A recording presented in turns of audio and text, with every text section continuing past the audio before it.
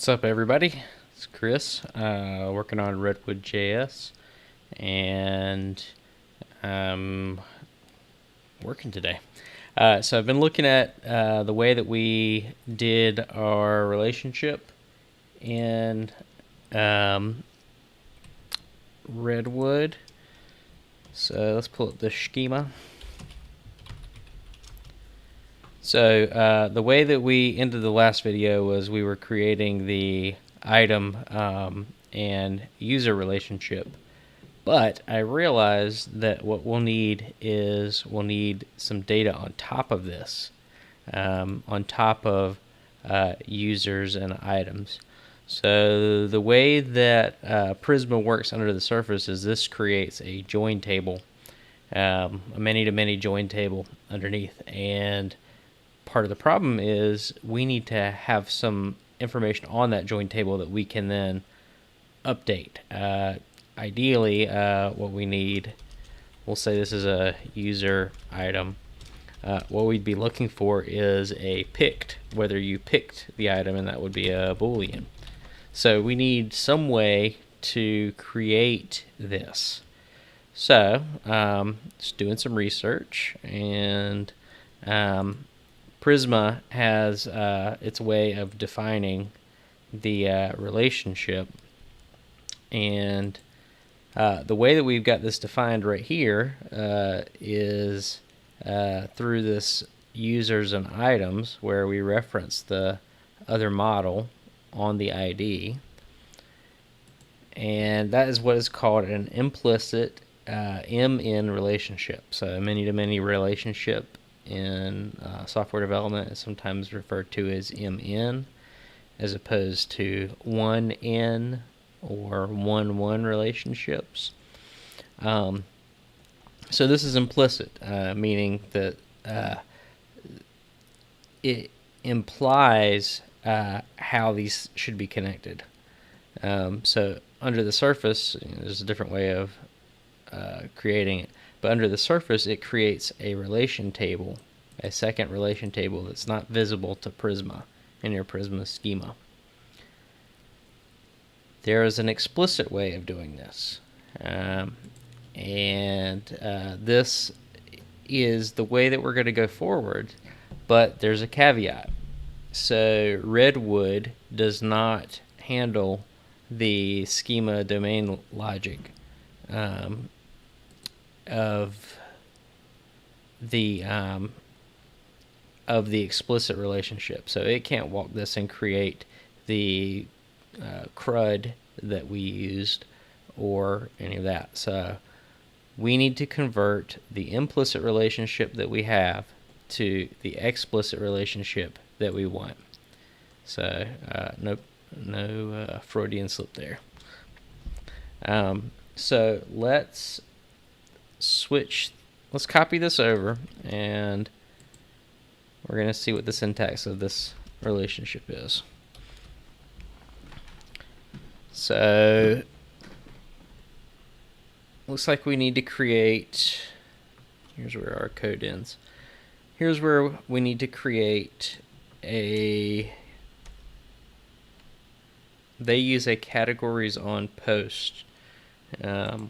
So let's create a new model, and we'll call it items on user. And what we need to do is, instead of using these relations here, we need to create them here. So we'll start with the item. It's going to reference the item model at relation, and this will go on the item ID, which we then need to create, and it references on the foreign model the ID. So it's complaining now, so we need to create the item ID.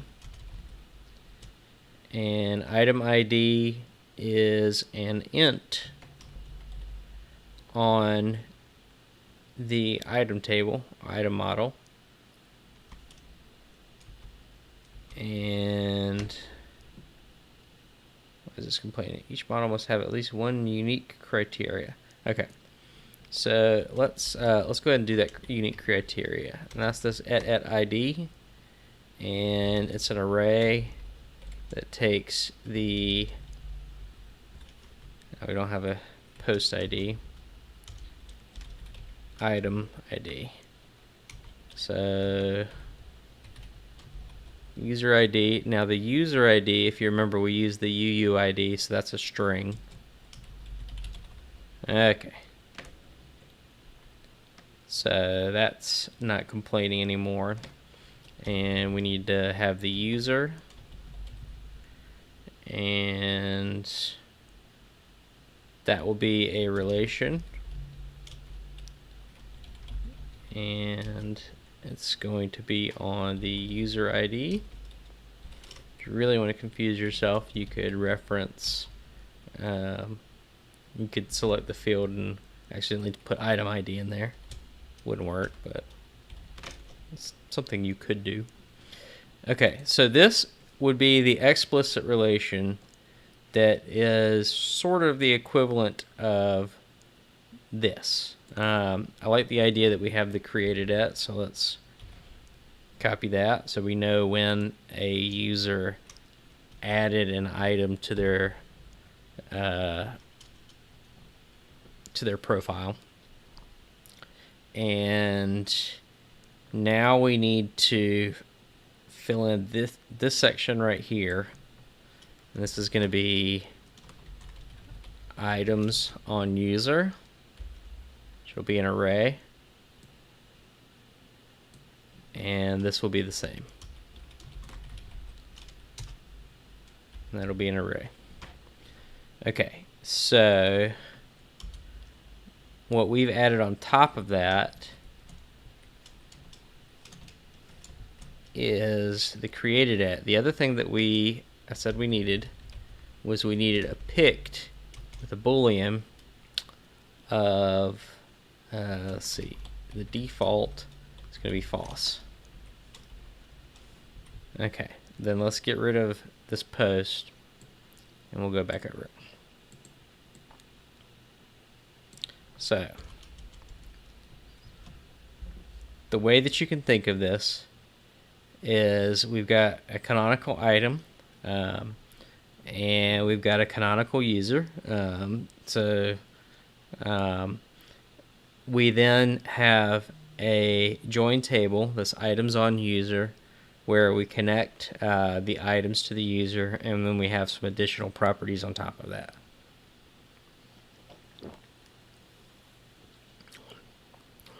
Get some DC.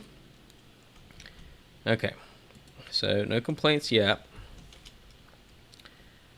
Let's look at our item SDL, because we've got some information in there that I think we probably want to keep.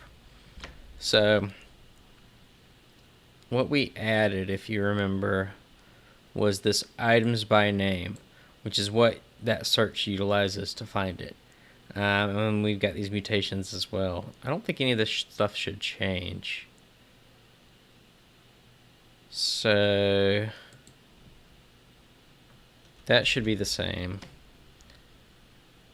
And let's check the services. Got our items by name. That should still be the same. Don't really see where any of this should change.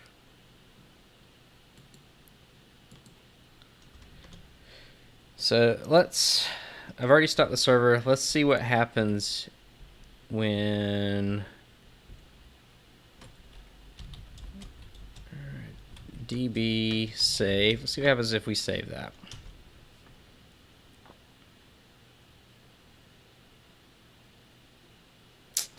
Okay, it doesn't like that. I think what's causing this is I'm working on this beforehand, so let's migrate it down.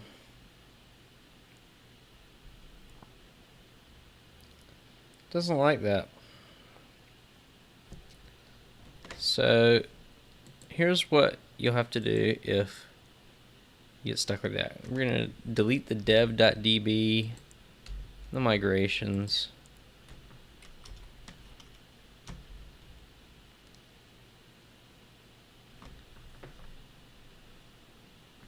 Of course, you can't do this in production.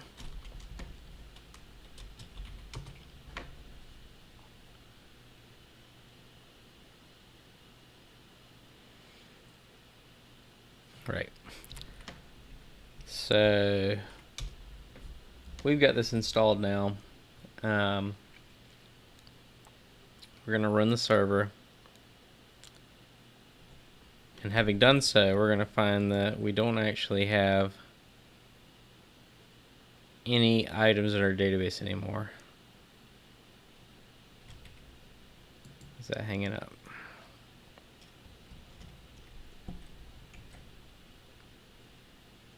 Okay. So if you search this, see it shows up on the right, empty.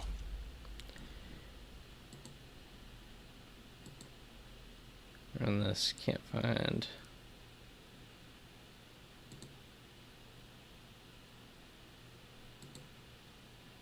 Alright, we're getting an error in our GraphQL.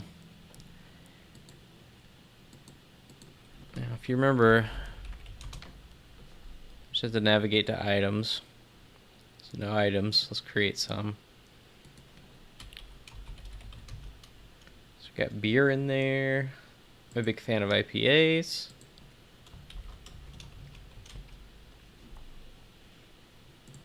Who is not a fan of milk?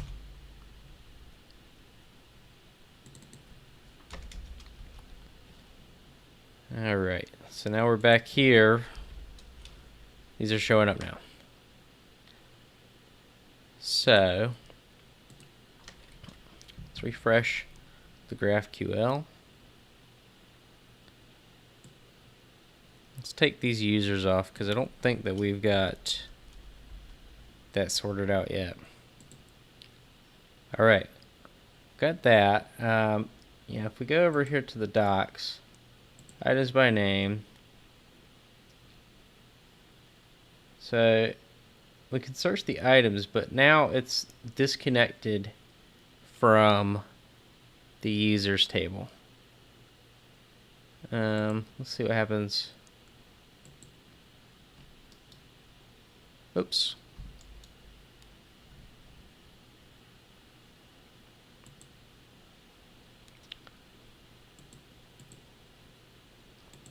So users is showing items. Now, there's no items on users anymore, but items by name is not linking through. Are items showing users? No, and items are not showing users. Okay. So, got that. What we want to do is figure out how to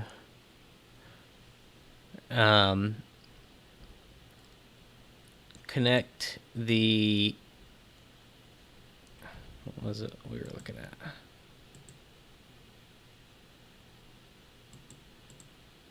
Users are connected to items, but items are not connected to users. So that means we need to look at the SDL on users.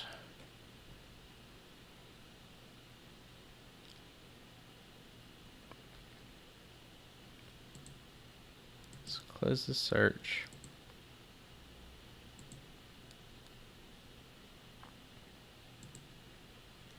So let's look at both SDLs.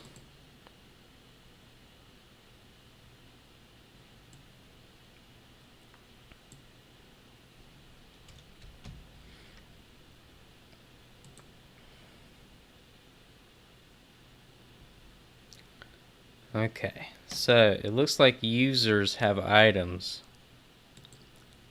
but items do not have users. So let's make the connection.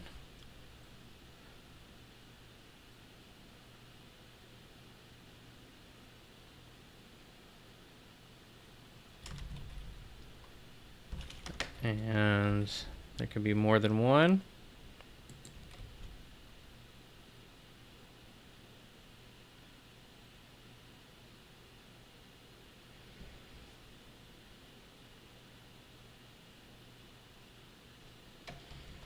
So if there's any complaints, no complaints in the server. Let's go back to GraphQL, refresh, just to be sure.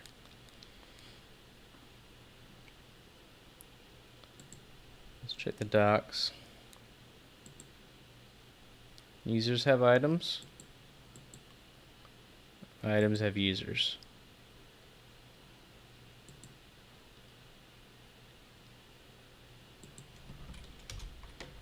Users. Items. Name. Let's see what comes back with that. Again, there's nothing in the database showing, but you know, we've got users. And email. So it looks like the person with that email doesn't have any items. Okay, so now we need to create a mutation that connects the items and users. So let's see, names. Let's see, ID published. Do we have access to any of the parts of the relationship? So you remember we added that picked variable. Do we actually have access to that? So the picked on the items on user.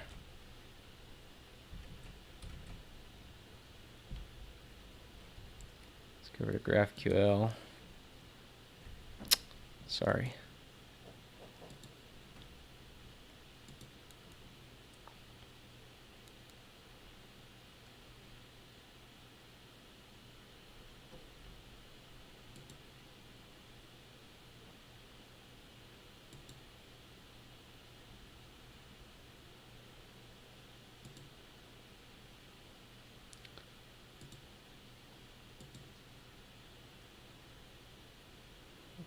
Get turtles all the way down on that.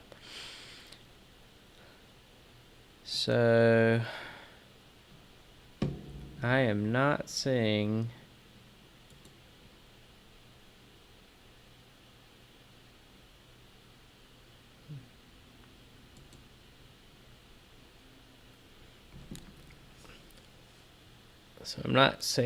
the picked attribute. So I'm wondering if we're going to need to create our own, instead of having this as a merge table.